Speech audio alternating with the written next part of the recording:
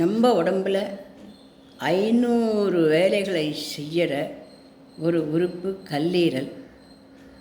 அதில் எந்த விதமான ஃபேட்டும் படியக்கூடாது, நோயும் வரக்கூடாதுன்னா நாம் ஒரு சில விஷயங்களை கவனமாக இருக்கணும்.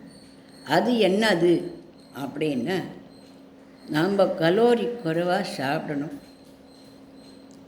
ஒரு நாளைக்கு 1 மணி நேரம் லேசான வெயிலில் கண்டிப்பாக நடந்தாகணும். ஸ்வீட்டெல்லாம் அதிகம் சாப்பிடக்கூடாது.